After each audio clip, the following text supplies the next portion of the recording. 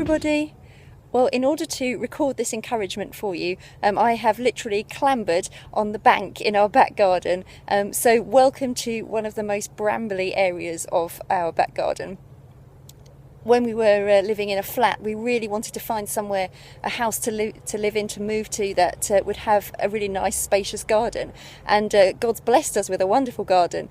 But for somebody who likes order and who also has no experience of gardening before moving here, all the wilderness in this garden has been a challenge to me in some ways.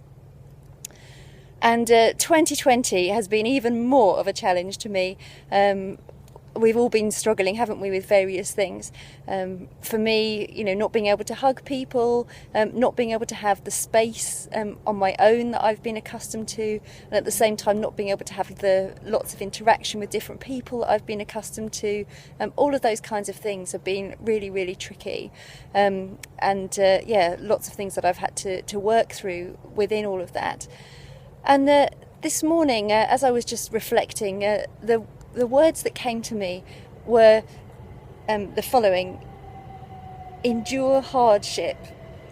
And I looked up in my Bible, and I found a couple of verses that seem to speak to this. So Hebrews 12 verse 7 says, endure hardship as discipline. God is treating you as his children. 2 Timothy 4:5 also talks about enduring hardship in the list of instructions given to Timothy. But you keep your head in all situations, endure hardship, do the work of an evangelist, discharge all the duties of your ministry. I think often I want to kind of have everything easy and shy away from suffering, and obviously there's a tension here, isn't there, in that we are overcomers with Jesus, and he's with us in everything that we go through.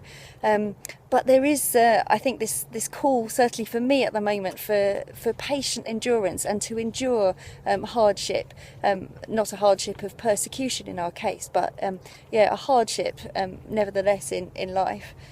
And we're a people who look forward, aren't we? We look forward to Jesus, his coming kingdom, and even though we very much look back to the cross and remember that and the huge impact that has on us as now adopted children of God, yet we know that it's the now and not yet of the kingdom, don't we? And so we look forward. And James 1:12 says, blessed is the one who perseveres under trial, because having stood the test, that person will receive the crown of life that the Lord has promised to those who love him. Because we're following Jesus, aren't we? Who, for the joy set before him, endured the cross. In Hebrews 12:2 describes it as. Just a bit of an encouragement to me, that was this morning, to endure through all of this, to endure any hardship that we may be going through at the moment. And for many of you that looks different to the things that I'm going through, but to endure those things, and to know that Jesus has endured ultimate hardship for us, so that together with him we can look forward to that heavenly inheritance.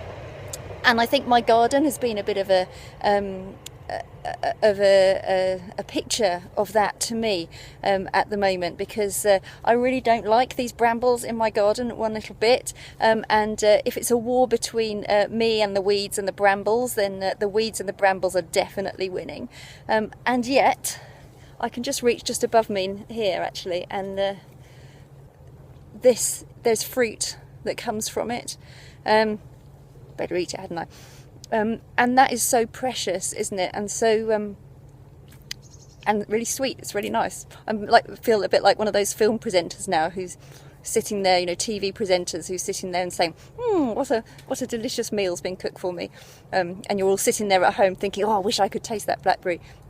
But God is building us during this time, and he is bringing fruit through this time, and you can end up with lots of blackberries from my garden, and even turn it into something really sweet, like this blackberry jam. Well, it's kind of jam, it's not quite jam consistency, but it was our first go, that we've been able to make from our garden.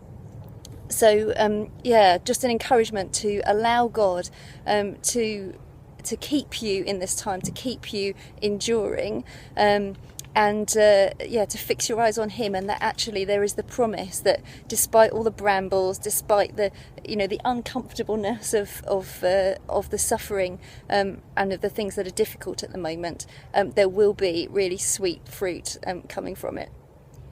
Lots of love to you all. Bye.